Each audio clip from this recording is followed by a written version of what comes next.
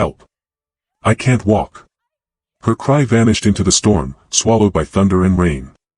She thought no one would find her, broken, bleeding, and left to die beneath the city's cold heartbeat. But when the billionaire lifted the soaked cloth, his world stopped. Because the face staring back at him wasn't a stranger's, it was the one he buried in his past. Before we dive in, where are you watching from, and what kind of story do you want next? Drop it in the comments. And if stories like this pull you in and don't let go, hit subscribe, another powerful one's coming tomorrow. Now, let's begin. The storm hit the city like it was punishing it. Rain lashed against the steel ribs of the empty parking garage, each drop echoing like a heartbeat in the dark. Under the flickering light, a young woman pressed her palms against her legs, willing them to move. They didn't. I can't walk, she whispered. The words came out small, like they were afraid of being real. Edith Barry had once moved like wind and music, a dancer whose body spoke what words could not. But tonight, her legs felt like anchors. Her spine burned from the accident that ended her career, her fiancé, her life as she knew it. The doctors said recovery was possible. They didn't say anything about loneliness. Her breath shook. The air stank of rust and gasoline. She'd come here for quiet, to think, maybe to forget. But the city had a cruel way of remembering. Somewhere above, thunder growled. Then, footsteps. Slow. Measured. Out of place.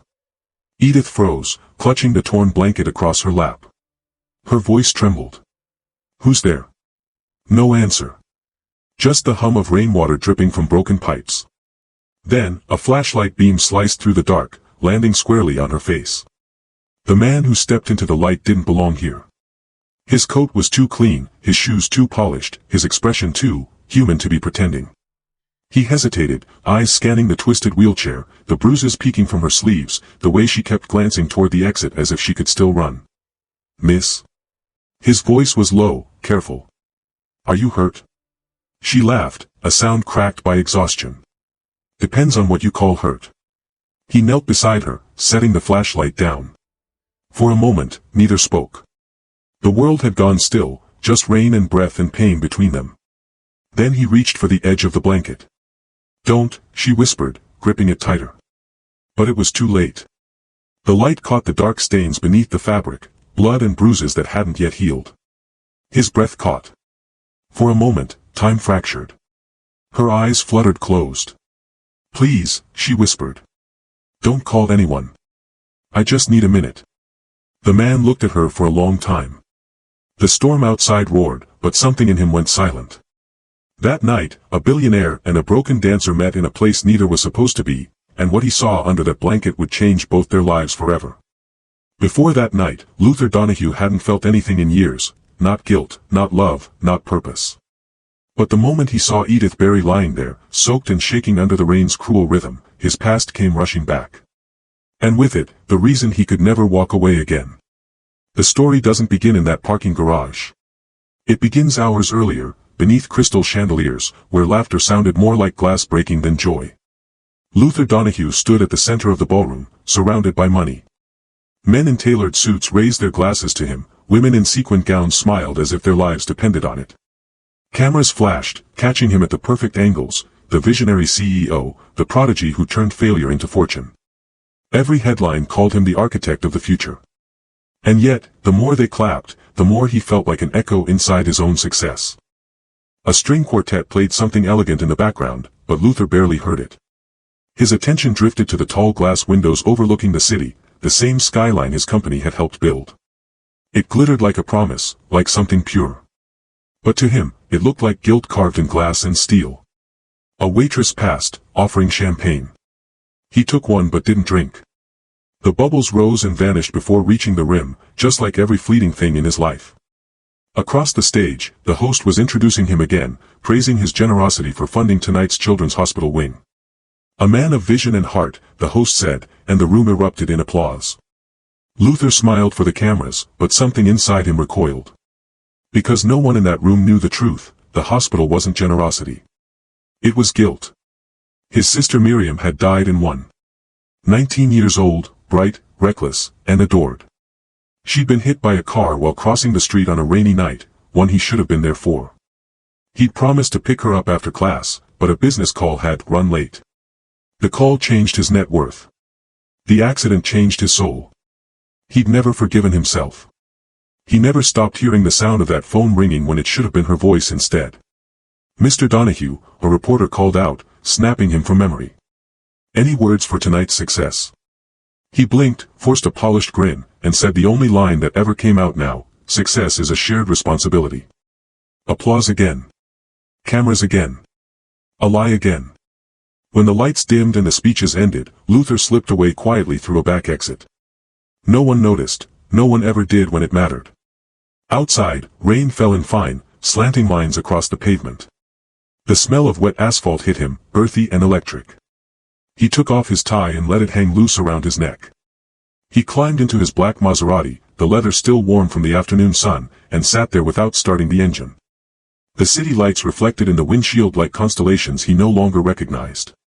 His reflection looked back, sharp suit, hollow eyes. A man who had everything except rest. He pressed the ignition.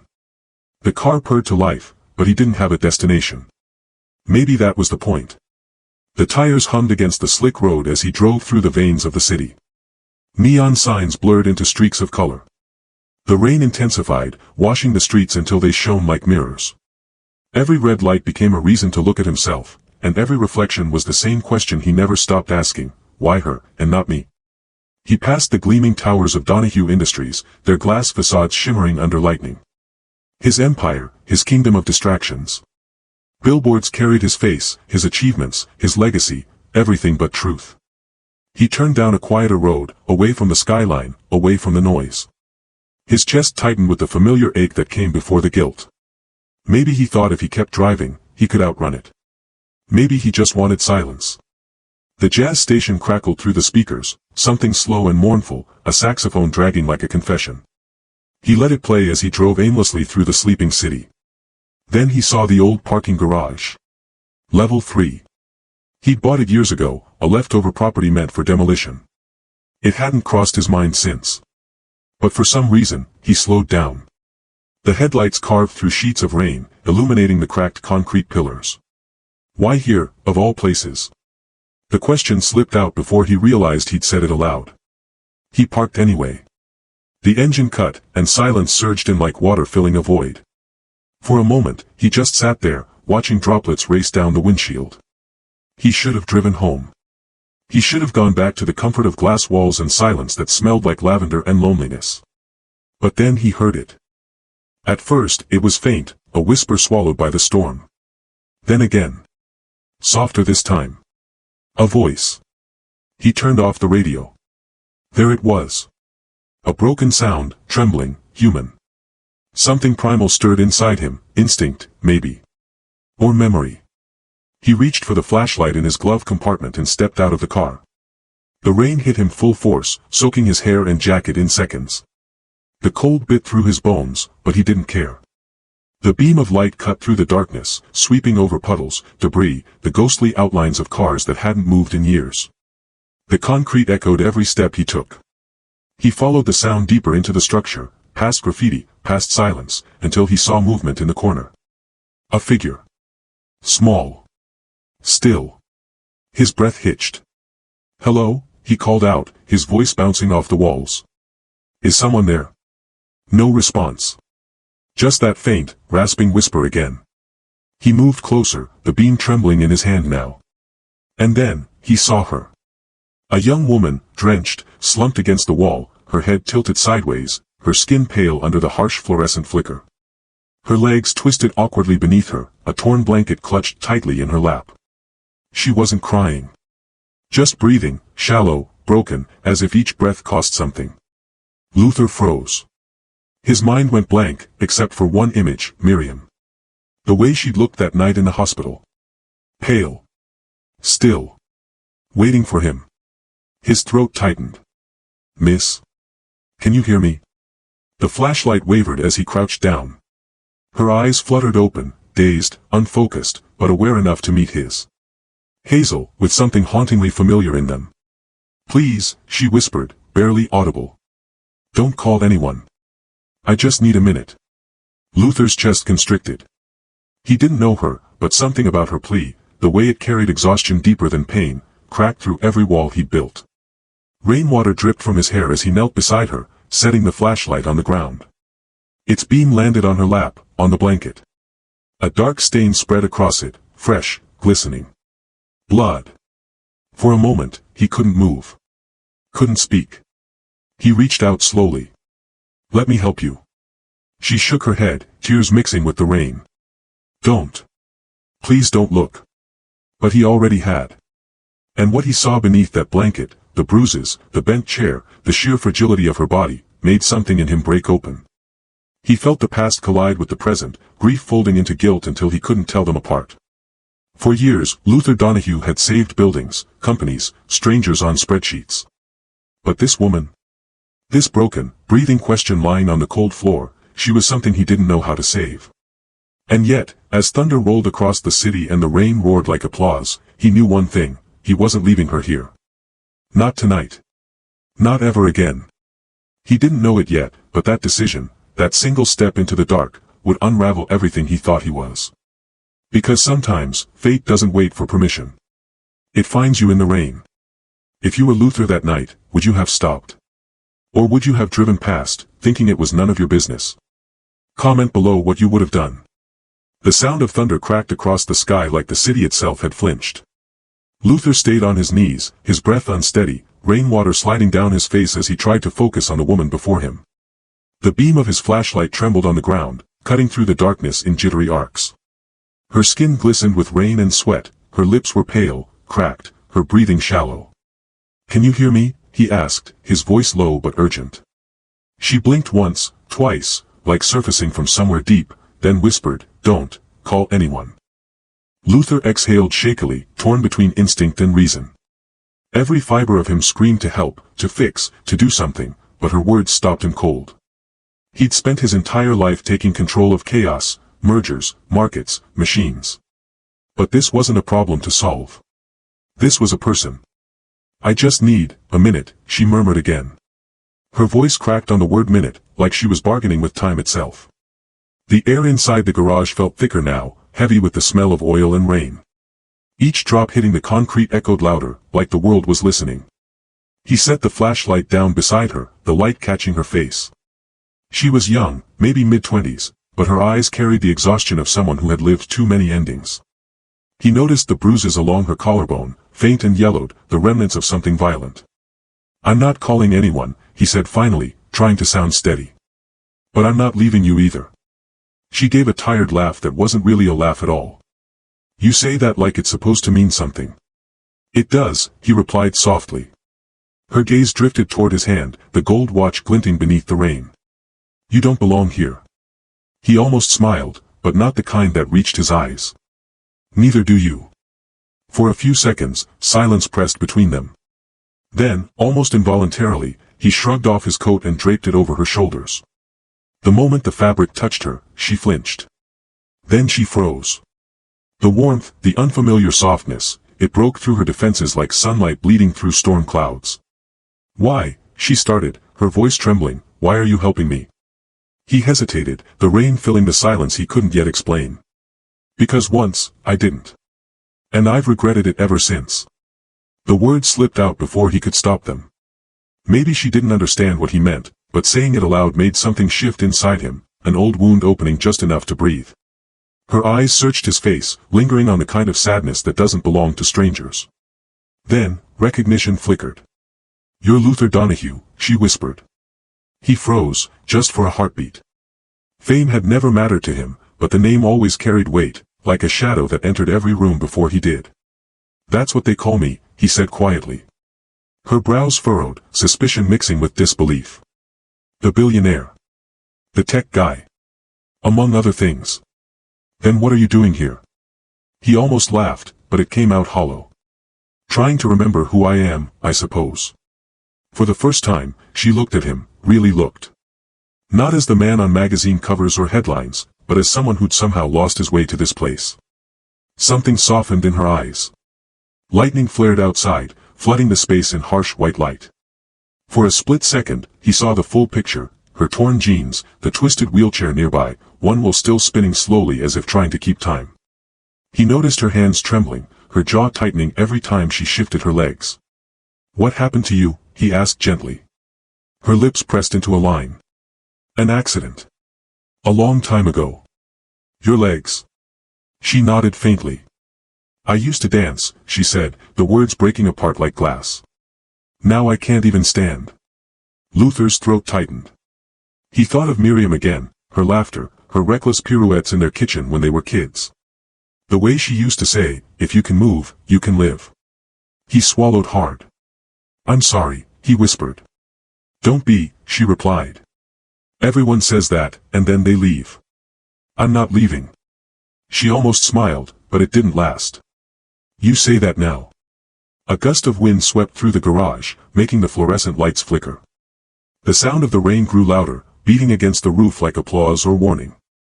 Luther's pulse thudded in rhythm with it. "Let me take you somewhere safe," he said finally. "I can't afford safe," she whispered, turning away. "I didn't ask if you could." She was quiet for a moment, then shook her head. "You don't get it. People like me, we don't get rescued by people like you." Luther leaned closer, his tone steady. "Maybe tonight's different." She didn't respond. The rain filled the silence again. He noticed her shivering, her fingers gripping the edge of the coat like she was afraid it might vanish. "It's just fabric," he said softly. "You're not." Her eyes closed briefly, as if holding back tears.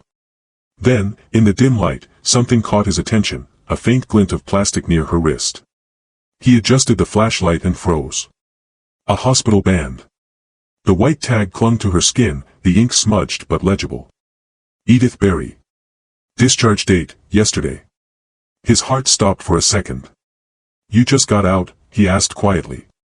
She followed his gaze, then tried to cover it with her sleeve. "Yeah. Guess I didn't make it far." Luther stared at the tag, at the cruel finality of it. Released and forgotten. Sent back into a world that had no place for her anymore. A surge of something fierce rose in his chest, anger, protectiveness, maybe both. "You shouldn't be out here alone." She gave a bitter smile. "You'd be surprised what people can survive when no one's looking." That line hit him harder than she knew. He had built an empire on being seen, and yet, no one had ever truly looked at him either. Lightning flashed again, illuminating the outline of the overturned wheelchair. Luther's decision solidified in that moment. Without another word, he slipped one arm beneath her knees, the other around her back. "Don't," she gasped, startled. "You'll ruin your coat." He met her eyes. "It's just fabric." "You're not." Her protest melted into silence. She tensed at first, then let go, her head falling lightly against his shoulder. He felt the fragile weight of her, light, too light, like holding something both human and holy. The rain pounded harder as he stood, her body pressed against him. The flashlight rolled away, its beam swinging wildly across the walls before dimming out. Each step toward his car felt deliberate, heavy. The storm had turned the night into liquid glass, reflecting every regret he'd ever buried. But for the first time in years, he didn't care about getting wet, or being seen, or what this might look like tomorrow. He reached the car, opened the door, and gently laid her across the back seat. She stirred faintly, mumbling something he couldn't catch. He tucked the coat tighter around her and closed the door. When he turned back to grab the blanket she'd left behind, his eyes caught a faint shimmer near the puddle, a small plastic tag glinting under the garage light. He bent down and picked it up. Another hospital ID. Her name again. Same date. Same story. But on the back, faintly scrawled in black marker, were 4 words that stopped him cold. No emergency contact listed. Luther's throat went dry. He stared at the tag, at the rain streaking across its surface, and something inside him cracked open. This woman, this stranger, had been discharged into the world completely alone. He closed his fist around the tag. The storm howled outside, the city pulsing with light and noise. But inside the car, it was just her, shivering under his coat, breathing shallow but steady. He climbed into the driver's seat, started the engine, and whispered to no one, "Hold on, Edith. Just hold on." The headlights sliced through the rain as the car rolled out of the garage, leaving behind the flickering light, the empty chair, and the ghost of the man he used to be. The wipers screeched across the windshield, barely keeping up with the rain. The storm had swallowed the city whole, streets shimmering like rivers, headlights cutting through the blur like desperate signals. Luther gripped the steering wheel so tightly his knuckles whitened, his heart pounding in rhythm with the thunder outside. In the rearview mirror, Edith's fragile body shifted slightly, her head lolling against the seat. She was pale, lips trembling, breath shallow. Every few seconds, she murmured something unintelligible, half dreams, half pain. He pushed the car faster, weaving through the slick roads, the tires hissing on the pavement. For a man used to control, this kind of helplessness was unbearable. He had driven through countless storms in his life, financial ones, political ones, but never this kind, where the cost of failure was someone else's life. "Stay with me," he said under his breath, glancing back again. "You're going to be okay, Edith. Just hang on a little longer." She stirred faintly. "Don't, take me there," she whispered. "Where?" Her eyes fluttered open for a heartbeat. "The hospital." The word came out sharp, desperate. "They don't help people like me. They just, let us go." He felt his chest tighten. "This time will be different," he promised, though he wasn't sure why he believed it. A flash of lightning split the sky, revealing the city skyline through sheets of rain, the same towers that bore his name in bold silver letters. Luther Donahue. A name built on perfection, progress, and power. Yet here he was, soaked to the bone, saving a stranger who didn't trust the very systems he'd helped create. He turned a corner sharply. "You'll be safe," he said again, quieter this time, almost to himself. But deep down, he wasn't sure if he was saying it for her, or for the version of himself he was trying to save. Edith's voice trembled again from the back seat. "You're wasting your time," she whispered. Luther glanced in the mirror, eyes meeting hers through the dim reflection. "You sound like someone who's been told that before." Her lips quivered in a faint, bitter smile. "Too many times." The silence that followed was heavy. The only sound was the storm pounding against the car, relentless and alive. As they approached the hospital, the glow of red and white lights flickered ahead like a beacon.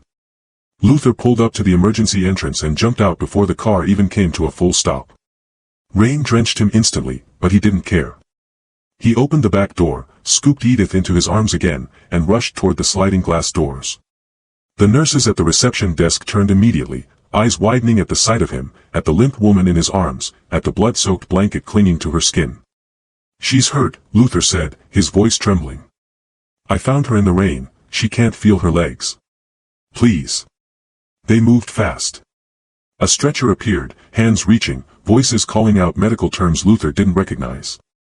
He laid her down gently, his coat slipping from her shoulders as they placed oxygen tubes and 4 lines. She tried to grab his sleeve, but her hand fell limp. "Don't leave," she murmured as they started to wheel her away. "Everyone does." He froze for a moment, watching her disappear down the hall. Her words hit like a blade, clean and cold. "Everyone does." Something inside him shifted, something that had been locked for years. The sound of rain against glass faded. The world narrowed to that sentence, echoing in the hollow space of his chest. He followed. Inside, the harsh hospital lights burned against the sterile white walls. The smell of antiseptic and metal filled the air. Nurses whispered, monitors beeped, and the world felt too bright, too clean, too unfeeling. Luther moved through it like a ghost, his soaked shoes squeaking against the linoleum. At the reception desk, a nurse looked up. "Sir, you'll need to wait." "I'm not leaving her," he interrupted, his voice low but firm. The nurse blinked. "Are you family?" He hesitated. "No. But I'm responsible." The nurse frowned but nodded, motioning toward a waiting area. "We'll update you once the doctor sees her." Luther sank into a chair, water dripping from his sleeves, pooling around his shoes. He leaned forward, elbows on his knees, staring at the floor. For the first time in years, he had no plan, no speech, no fix. Just silence, and the faint echo of her voice, "Don't leave." Minutes blurred into an hour. The storm still raged outside, lightning flashing through the tall windows. Every time the ER doors opened, he looked up, half expecting bad news, half dreading that she might vanish again. Then, from the corner of his eye, something small slipped from the seat beside him. A torn leather handbag, the one she'd clutched so tightly in the car. It must have fallen when he carried her in. He reached for it gently, meaning to set it aside, but something slipped out. A small, damp photograph. He picked it up, unfolding it carefully. It was creased, water-stained, but still visible. Edith stood in the center, smiling in mid-spin, caught in motion. Her legs strong, graceful, alive. Beside her was an older woman, maybe her mother, laughing with the same light in her eyes. Behind them, a modest dance studio with the words Barry Ballet scrawled on the mirror in marker. Luther felt his throat tighten. She'd built something once. A world. A dream. And somehow, all of it had been stripped away. He slipped the photo back into the bag, his hands trembling. When he looked up, a nurse was standing in front of him. She was middle-aged, kind-eyed, but her expression carried the weight of someone who'd seen too many heartbreaks. "She's stable," the nurse said softly. "For now." Luther exhaled, tension flooding out of his body. "Can I see her?" "In a moment." The nurse hesitated, glancing down at her clipboard. "You found her on the street?" "In a parking garage," he said. "She was alone." The nurse nodded, her voice dropping. "She's been through more than you know." The words made him look up sharply. "What do you mean?" "She's had multiple injuries before. Old scars. The kind that don't always come from accidents." The nurse's tone softened. "Be gentle with her. Some wounds don't heal on the outside." Luther's hands clenched slightly in his lap. "I will." When they finally let him in, the room was dimly lit. Edith lay motionless under thin white sheets, her hair damp, her face turned toward the window. Machines beeped quietly beside her, a slow, steady rhythm. He moved closer, the hum of the fluorescent lights overhead blending with the rain against the glass. She stirred faintly, eyes fluttering open. When she saw him, confusion crossed her face. "You stayed," she whispered. "I said I would." A faint, tired smile appeared at the corner of her lips. "They always say that. Then they leave. I'm not them." "Why?" she asked softly. "Why are you doing this?" Luther looked down at her, at the fragile strength in her eyes despite everything she'd lost. He didn't know how to explain the pull he felt, the guilt, the memory, the strange familiarity of her pain. So he told her the only truth he knew. "Because once, I didn't stay," he said quietly. "And I've spent every day since trying to fix that." Her eyes searched his face, then softened. "You can't fix everything." "Maybe not," he admitted. "But maybe I can start somewhere." The rain outside softened to a drizzle, the sound blending with the faint hum of machines. He stayed there for hours, through the changing shifts and flickering lights, watching her breathe, watching the storm fade. When a nurse came in with a clipboard and a set of documents, Luther didn't hesitate. "I'll take care of her bills," he said, reaching for a pen. "Sir, it's expensive." "I didn't ask how much." His signature scratched across the paper, his name in dark ink, Luther Donahue. He stared at it for a long time. The name felt different now, not a brand or a symbol of power, but a promise. A vow to someone who still believed no one stayed. By dawn, the rain had stopped. The city outside gleamed under a new layer of silver light. Luther leaned back in his chair, exhaustion pressing against his eyes, but for the first time in years, his heart felt awake. He looked at Edith, still asleep, her breathing slow but steady. There was something peaceful in her face now, as if the storm had finally passed for her too. He didn't know what tomorrow would bring. He didn't know if she'd ever walk again, or if she'd ever forgive the world that broke her. But he knew one thing for certain. He wasn't leaving. If you were in Luther's place, sitting in that hospital chair at dawn, would you stay for a stranger who doesn't trust kindness anymore? Or would you walk away and convince yourself it wasn't your burden? Tell me in the comments what your heart would choose. 3 days later, sunlight pooled across the hospital room floor like quiet mercy. The rain had passed, leaving the city washed and pale, and through the thin blinds, the world outside glimmered faintly. Edith stirred beneath the stiff hospital sheets, her body heavy but warm for the first time in weeks. For a long, fragile moment, she didn't move, only listened to the rhythmic beeping of the heart monitor, the muffled footsteps in the hallway, and the soft, steady sound of someone breathing nearby. When she turned her head, she saw him. Luther Donahue, the man who had carried her through the storm, sat slumped in the chair beside her bed. His once immaculate suit was wrinkled, his tie loosened, his jaw shadowed with exhaustion. A paper cup of coffee had gone cold on the table beside him, untouched. One of his hands rested against the edge of her blanket, not touching, but close enough to feel like a silent promise. For a long moment, Edith just watched him.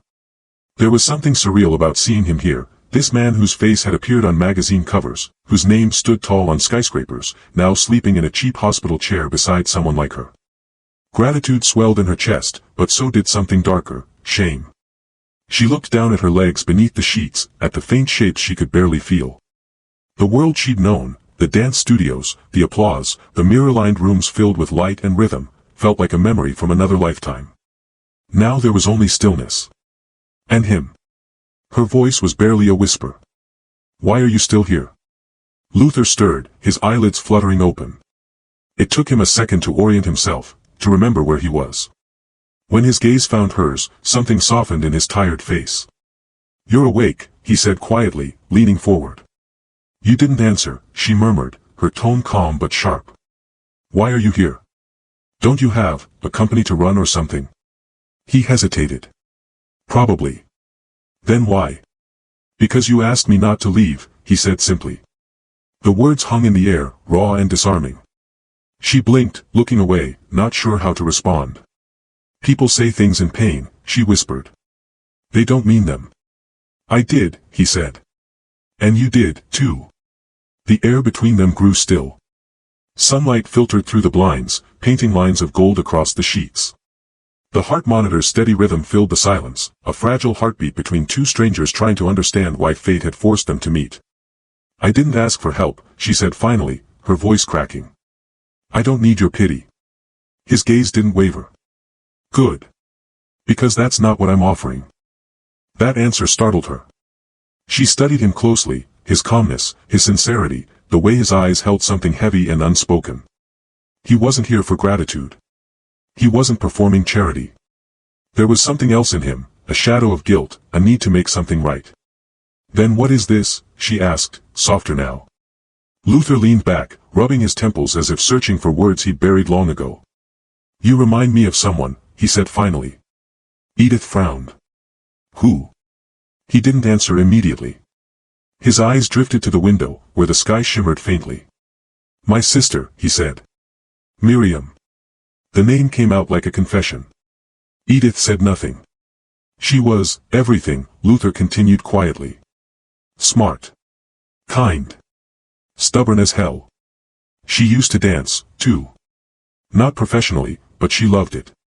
She said it made her feel free." His jaw tightened. "The night she died, I was supposed to pick her up after rehearsal. But I got caught in a meeting. One more deal. One more number. By the time I got there," he stopped, exhaling shakily. "It was raining. The police said it happened fast. A drunk driver. I never saw her again." The silence that followed was deep and fragile. Edith's throat ached. She could see the pain behind his calm expression, the way his eyes flickered between grief and guilt. He wasn't just a billionaire with a savior complex, he was a man haunted by a moment he could never undo. "I couldn't save her," he said finally, voice low. "But maybe I can save someone now." Edith turned her face away, tears stinging her eyes. For so long, she thought the world had stopped seeing her, that pity was the only language people spoke to her now. But this man, he wasn't looking at her as a victim. He was seeing something else. Something human. "You can't fix what's broken in other people," she said softly. "Maybe not," Luther replied. "But sometimes, showing up is enough." She closed her eyes, and for the first time in months, her shoulders relaxed. The walls she'd built around herself began to crack, not from pity, but from the simple weight of being seen. Hours passed quietly after that. The nurse brought lunch, adjusted her for, and left them alone. Luther stood by the window, phone in hand, making quiet arrangements, work he barely seemed to care about anymore. When Edith dozed off, he glanced over his shoulder now and then, just to make sure she was still breathing peacefully. When she woke again, twilight had begun to fall, painting the room in soft violet hues. Luther was still there.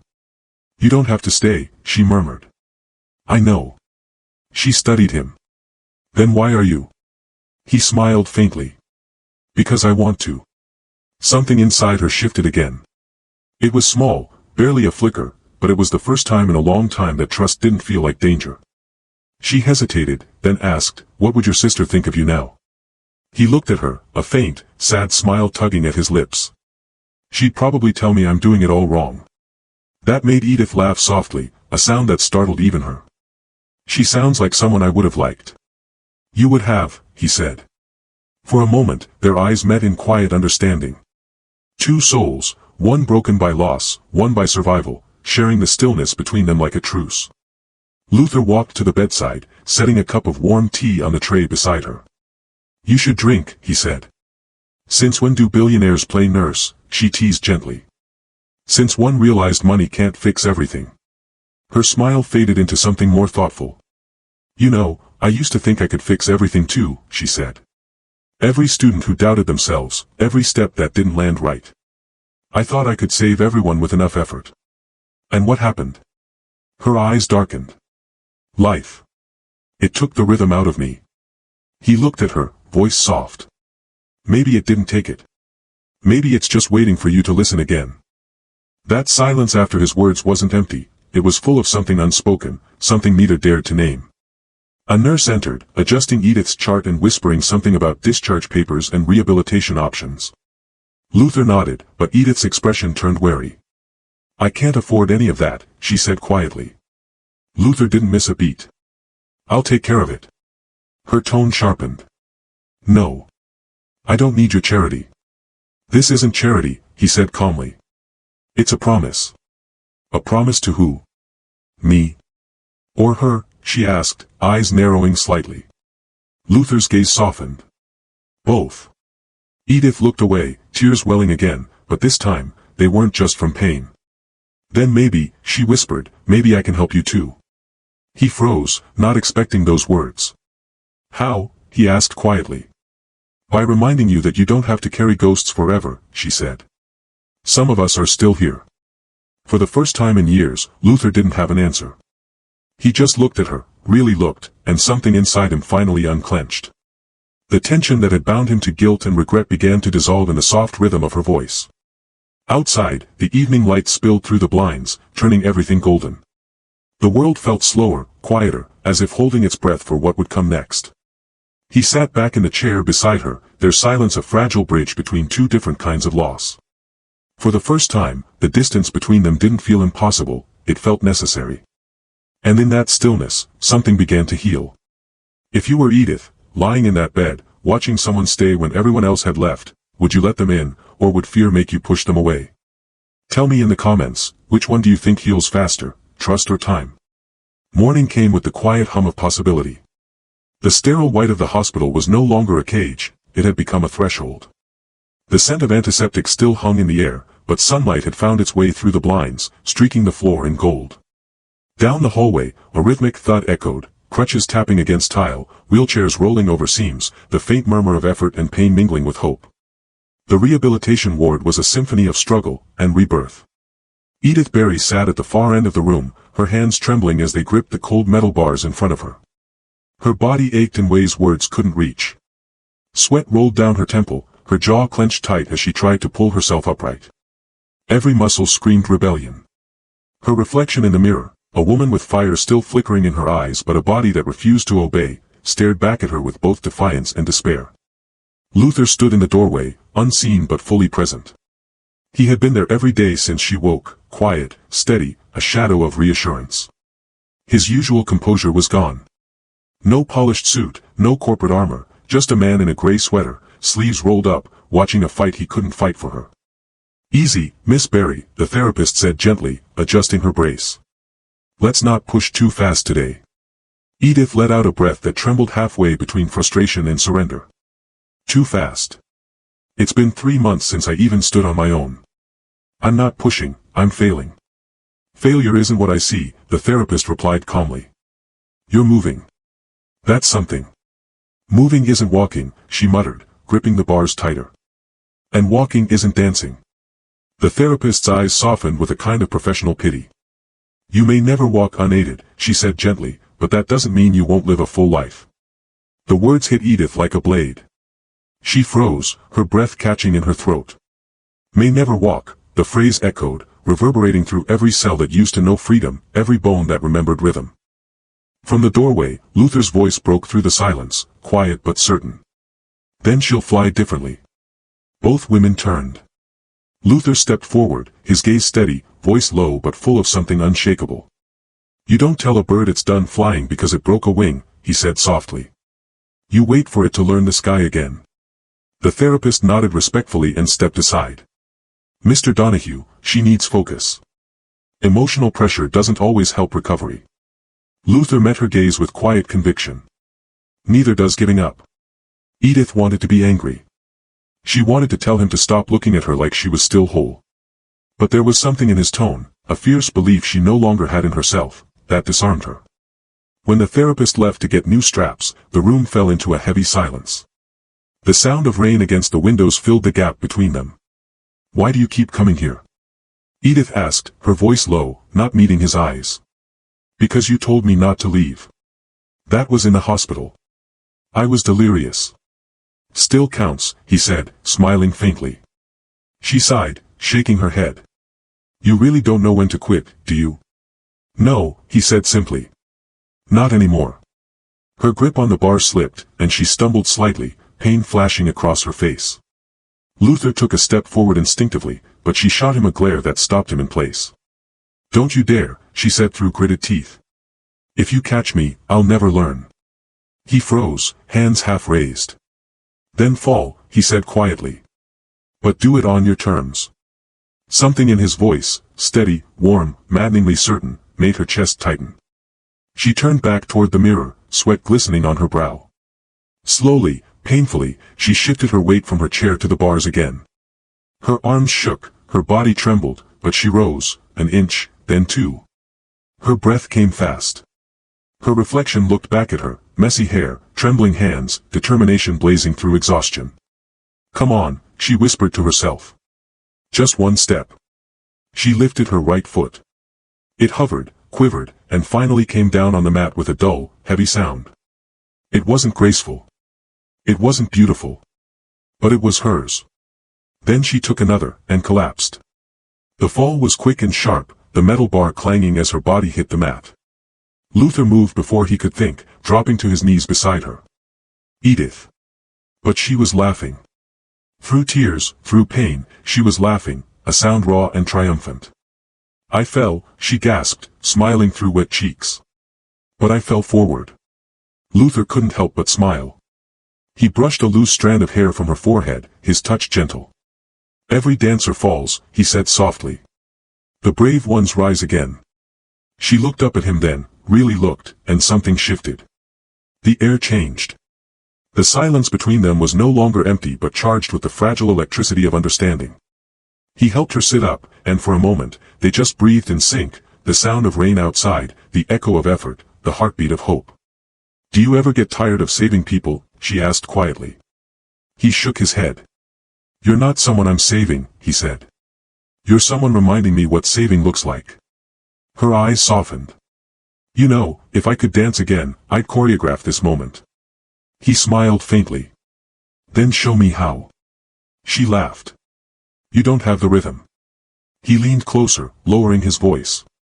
Maybe you can teach me. Before she could respond, the door opened. The therapist re-entered, clipboard in hand, but she wasn't alone. A man in a charcoal suit followed behind her, his presence sharp against the warmth of the room. His hair was slicked back, his expression guarded but composed. Edith froze. The color drained from her face. The man looked at her and smirked, a smile she remembered too well. Edith Barry, he said smoothly. Didn't expect to see you here.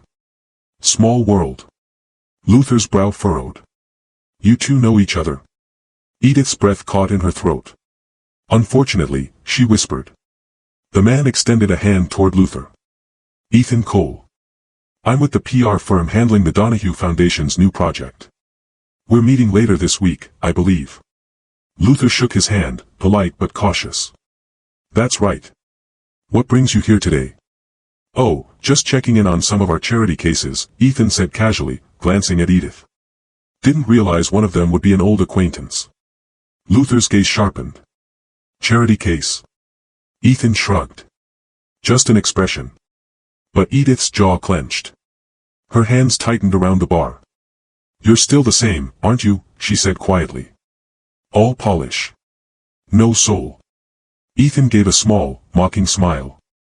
You always did have a flair for drama. Luther's hand curled into a fist at his side. I think we're done here, he said coolly. Ethan nodded, pretending indifference. Sure. Just remember, business and emotion don't mix well, Mr. Donahue. I'd hate for this, he gestured at Edith with an empty smile. To complicate things. The door closed behind him. The silence left behind was deafening. Edith's hands trembled on the bar, but she didn't cry. She didn't scream. She just exhaled, a long, tired breath that sounded like she'd been holding it for years. Luther stepped closer, his voice low. Who was he? Her eyes glistened, but her tone was steady. The man who drove away after the crash. Luther froze. The air seemed to collapse around them. Your accident. She nodded once. My fiancé. Outside, thunder rolled through the city again, as if the past itself had found its way back through the storm. If you were Edith, standing face to face with the person who shattered your life, would you forgive them, or would you make them feel the pain they caused? Tell me in the comments. The words hung between them like a blade. Luther Donahue stood frozen, trying to reconcile the image of the polished, smiling consultant who had just left with the horror of what Edith had confessed. Outside, thunder cracked against the glass, echoing the chaos suddenly pounding in his chest. Edith turned away from him, gripping the parallel bars tighter. Her reflection in the mirror looked distant, fractured. She wasn't just reliving a memory, she was standing in the ruins of her past, staring at the ghost that built them. For the first time in years, Luther felt something close to fury, not the sharp, momentary kind that burns out quickly, but the deep, cold rage that comes from witnessing cruelty disguised as civility. Ethan Cole, the man who had smiled in his office, shaken his hand, and pitched his company as a partner in rebuilding hope, had been the one to shatter this woman's life and walk away. When the therapist returned, Luther was still standing there, eyes distant. Edith had slumped back into her chair, silent, pale. The air between them had thickened, fragile with unspoken things. He wanted to reach out, to say something, but the words wouldn't come. Instead, he nodded slightly and left the room.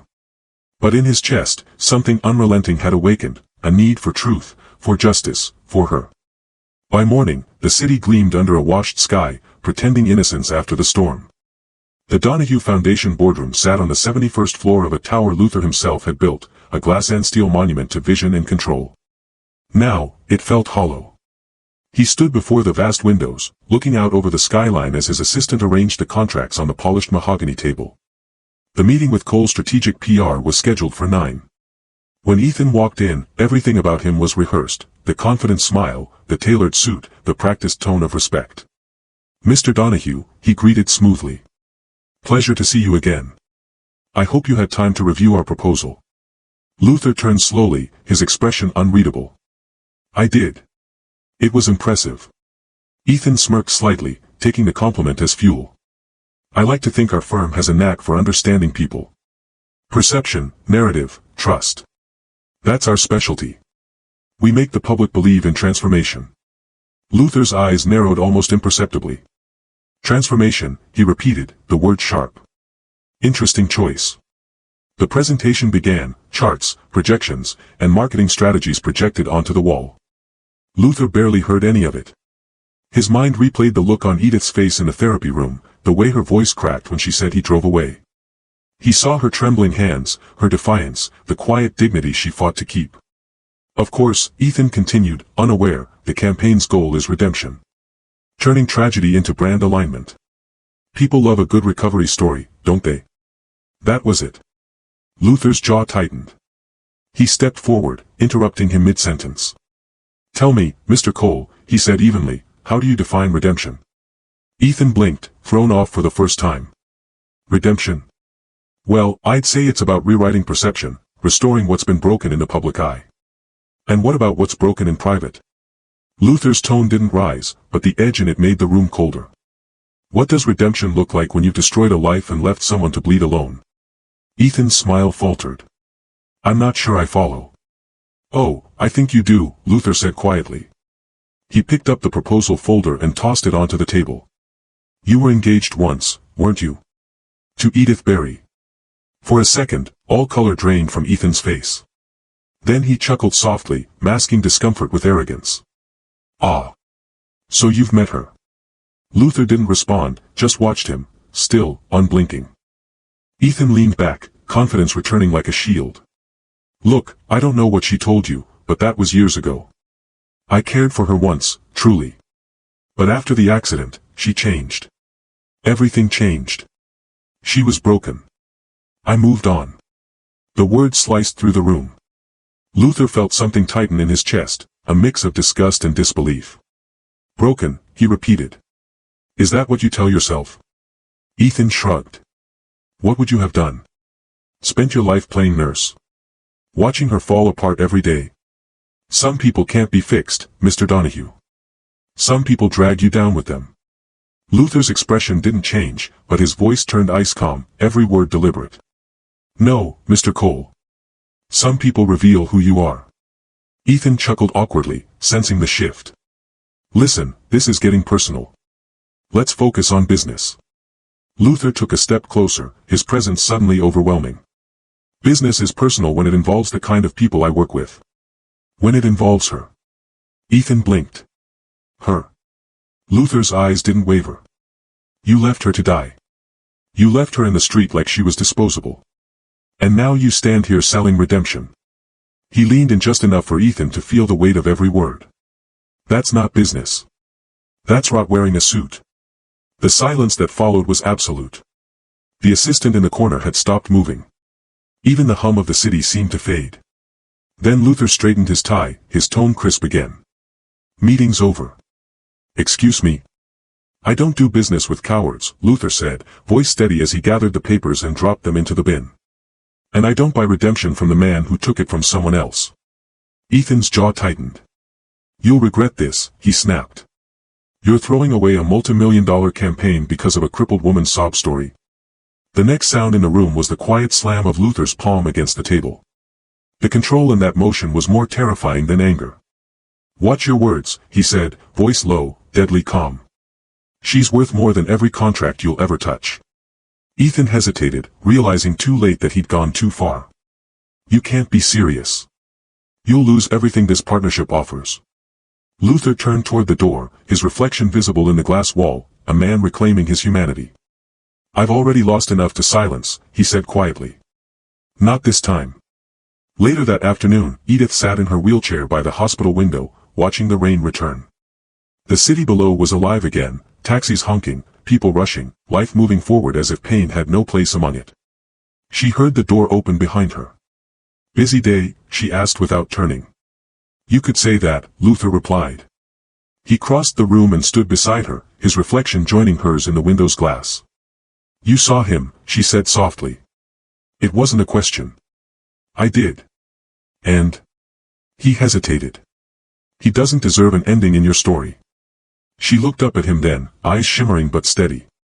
I didn't need you to save me, she said. Just to see me. Luther exhaled, a faint, tired smile breaking through. I see you, Edith. She nodded, tears glistening now. Then that's enough. For a moment, neither spoke. The storm outside mirrored something raw inside both of them, grief, forgiveness, the fragile start of something neither dared name yet. When Luther finally turned to leave, she said his name softly. Thank you. He paused at the door, meeting her gaze. For what? For reminding me that surviving doesn't mean standing alone. He nodded once, quietly. Then he walked out, the soft click of the door closing behind him like the end of a chapter, and the beginning of something else. If someone who betrayed you suddenly stood in front of you years later, successful, unapologetic, and smiling, what would you do? Would you confront them, forgive them, or walk away in silence? Tell me below. The first day of summer broke through the city in a wash of honey-gold light. Sunbeams spilled across the courtyard of the new Rehabilitation Arts Center, glinting off glass panels etched with a single name, the Berry Studio. Inside, laughter and music echoed against fresh-painted walls. The air smelled faintly of varnish and new beginnings. Luther Donahue stood near the entrance, his hands tucked into his pockets, watching as Edith's wheelchair moved slowly across the wide, open floor. Her hair caught the light like a flame, no longer the broken woman he had found in the rain, but a survivor reborn into purpose. Children in wheelchairs surrounded her, tiny hands resting on lap bars, wide eyes following her every motion as she demonstrated balance and expression. The room was alive with motion and hope. A pianist played softly in the corner, the melody bright but tender. The mirrored wall reflected faces, young, old, fragile, fierce, all drawn together by one woman's defiance of despair. This, Luther murmured to himself, is what grace looks like when it rebuilds. He didn't know Edith had heard him until her reflection smiled back. Grace, she said, turning slightly toward him, doesn't rebuild. It remembers. He walked closer, smiling faintly. Then maybe remembering was what I needed all along. The Berry studio had been her idea, though she resisted it at first. When Luther proposed funding a center in her name, a space for art, dance, and therapy for people recovering from trauma, she almost refused. I don't want my name on some plaque, she'd said weeks before, her voice low, eyes tired. People will think I'm just another project, a sympathy gesture from a billionaire who wanted to feel noble. Luther had paused, studying her across the hospital cafe table. Then let's not make it about charity. Let's make it about reclamation. Reclamation? Your story didn't end in that hospital, Edith. It started there. Let's make a place where other stories can start too. She'd stared at him for a long moment, her walls cracking just enough for belief to seep through. Now, standing before a room filled with laughter and light, she finally understood what he meant. This wasn't pity. It was legacy.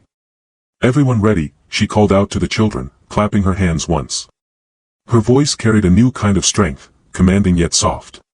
Remember, it's not about perfection. It's about feeling. One little girl raised her hand timidly. Miss Berry, can we dance even if we can't stand up? Edith's eyes softened. Of course you can, she said, wheeling herself closer. Dancing isn't just about legs, it's about heart. It's about saying something the world can't ignore. The piano began again, and the children moved, some with braces, some with crutches, others in chairs, forming a circle of clumsy beauty. Their laughter was imperfect but sincere, the rhythm uneven yet alive. Luther watched, his chest tightening with quiet pride. When the rehearsal ended, Edith turned toward him. Her cheeks were flushed, her smile real. They're getting better, she said, wiping a strand of hair from her forehead. They're following your lead, Luther replied. You gave them something I couldn't buy, hope. She chuckled softly. You gave them the building. He smiled. Buildings are easy. Hope's harder. Their eyes met for a beat too long. Something unspoken lingered between them, an invisible current they both felt but didn't yet name. That evening, when the children had gone and the lights dimmed, Edith stayed behind, moving her chair to the edge of the mirrored floor. The piano still glowed in the half-light, soft notes spilling into the empty space. Luther entered quietly, 2 mugs of tea in hand. Thought you might still be here, he said. She smiled without turning. You thought right. He handed her a mug, their fingers brushing briefly, a fleeting spark, almost accidental. To long days and impossible dreams, he said. She raised her mug. And to second chances that don't ask for permission. They sipped in silence, the sound of rain faint against the glass outside. After a moment, Edith set her cup down. You know, I used to dream of performing again. Of standing on stage and proving everyone wrong. You still can, he said gently. She shook her head. No, not like before. But today, when I watched those kids move, I realized I don't need to perform anymore. I just need to help them see what I couldn't at first, that being broken doesn't mean being useless. Luther studied her quietly. You're not broken, Edith. You're rebuilding differently. She met his eyes, voice soft but steady. And you? You've rebuilt too. He hesitated, the old guilt flickering across his face. Maybe. But it took seeing someone fight for life to remember what living meant. Her smile deepened. You didn't need saving, Luther. You just needed reminding. He looked at her for a long moment, something shifting in his chest. Her words disarmed him, not through pity, but truth. You gave me back my name, she said, her eyes shining. Not as a patient. As a person. For a moment, he couldn't speak. Then he whispered, almost to himself, you gave me back my heart. Weeks turned into months. The Berry studio became more than a building, it became a sanctuary. Children who had once been afraid to be seen now performed under soft spotlights, laughter echoing off the walls. Volunteers came, therapists came, and soon, the center became a symbol across the city of what recovery could look like when kindness met courage. And through it all, Luther and Edith worked side by side, 2 souls who had found a strange symmetry in their scars. Their partnership was seamless, her empathy balancing his precision, her warmth softening his quiet intensity. People started whispering, about the billionaire who never missed a class, who stayed late to move chairs and clean mirrors, about the woman who had turned her pain into light. They ignored the whispers, but sometimes, when their hands brushed over a shared clipboard, or when their laughter lingered too long after the children left, silence said what neither dared. One evening, during a charity event at the studio, Edith performed for the first time since her accident. It wasn't the ballet she once knew, it was something new, something entirely her own. She moved with her chair like it was an extension of her soul, arms sweeping, eyes closed, every motion deliberate and alive. The audience was silent, mesmerized. When the music ended, tears glistened on more than a few cheeks. Luther stood in the back, his hands in his pockets, fighting the tightness in his throat. When she looked at him afterward, her expression wasn't pride, it was peace. Later that night, as they stood by the studio's glass wall, city lights twinkling beyond them, she turned to him. "Do you ever think about that night? The night I found you?" She nodded. "Sometimes I wonder if I hadn't called out, if you'd still have stopped." He smiled faintly. "You didn't call out. I just heard you." Silence stretched between them, gentle, knowing. The kind that carried meaning without words. Then Luther spoke softly, almost as if admitting it to himself. "I think I fell in love that night," he said. Edith froze, breath catching. Her lips parted slightly, eyes wide. "What?" He looked at her, no hesitation this time. "I didn't realize it then. But it wasn't pity or duty that kept me coming back. It was you. Your strength. Your defiance. The way you refused to let pain define you." She swallowed, eyes glistening. "Luther." He smiled softly, shaking his head. "You don't have to say anything." But she did, just not with words. She reached out, her hand trembling slightly, and laid it over his. For a long moment, they stood there, two people who had found healing not in perfection, but in presence. Outside, the rain began again, gentle this time, as if blessing what they had built. If someone helped you rebuild your life, not by rescuing you, but by believing in you, would you let love grow from that? Tell me below, can love born from brokenness become something unbreakable? A year later, the storm was gone. In its place stood sunlight and song. The old parking garage, once cold, abandoned, and echoing with despair, had become something unrecognizable. Glass walls reflected the morning light, colorful murals spiraled up the concrete pillars, and children's laughter now filled the same space where rain once whispered of endings. Above the entrance, golden letters shimmered in the light, the Donahueberry Community Arts Center. Inside, the air hummed with quiet excitement. Rows of chairs were filled with people, families, friends, strangers who had come to witness something that felt bigger than a performance. Cameras flashed. The scent of fresh paint mingled with perfume and polished wood. Behind the curtain, Edith Barry stood alone. Braces wrapped around her legs, silver and sleek beneath the folds of her simple ivory dress. Her hands trembled as she adjusted the small ribbon tied at her waist, a remnant of her old ballet uniform. Her breath came slow and steady.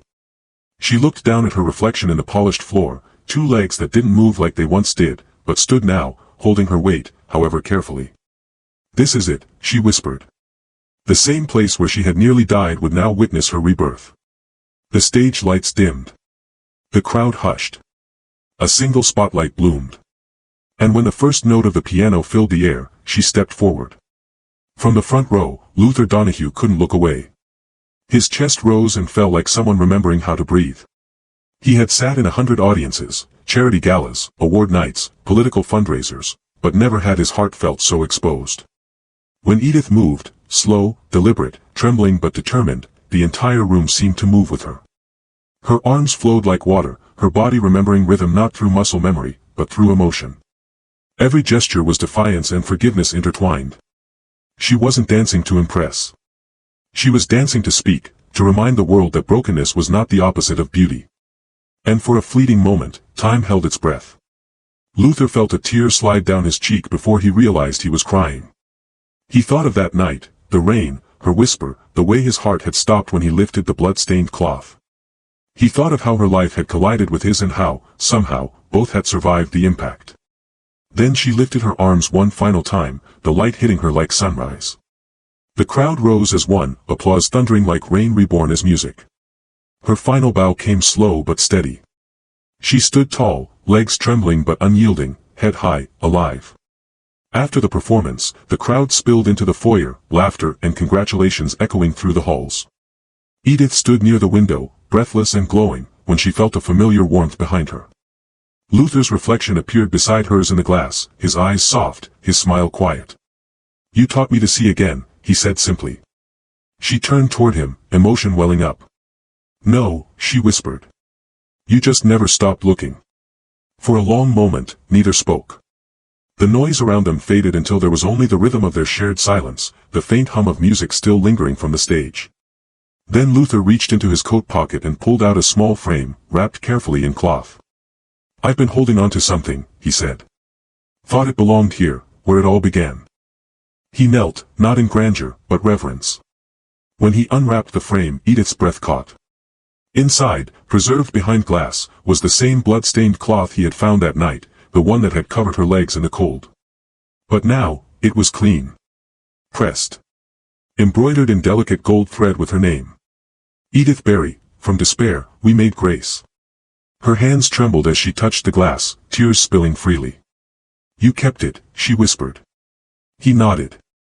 "It reminded me that even in ruin, there's a beginning. I thought maybe, it could remind others too." She smiled through tears. "Then let's hang it right here. At the entrance." He stood, helping her lift it. Together, they placed it on the wall by the main door, beneath a brass plaque that read "Community begins with compassion." As they stepped back to look at it, Edith's hand found his. "And from grace," she said softly, "we made love." Luther looked at her, eyes glistening. "We did." Outside, the rain began again, not heavy, not sorrowful, but soft and cleansing, tapping against the glass like a gentle applause. He leaned closer, voice barely a whisper. "You remember what you said that night?" She smiled faintly. "I can't walk." "And now?" Her eyes shimmered as she looked at him. "Now I fly differently." He laughed quietly, his hand tightening around hers. The moment lingered, pure, complete, the full circle of everything they had survived. Through the glass walls, the city glowed, a tapestry of motion and light. Inside, the children from the center began to gather again, forming a small circle near the stage. Their laughter filled the room like a promise. Edith and Luther stood side by side, watching them, their reflections intertwined in the window. It wasn't a fairy tale ending. It was better, real, fragile, sacred. Two lives that had collided in darkness now stood together in the light, proof that healing isn't about returning to who you were, but becoming who you were meant to be. Thanks so much for watching till the end. If this story moved you, you're going to love what's coming next. It's even more surprising and emotional than this one. Go ahead and click the story on your screen right now, and see you in the next story.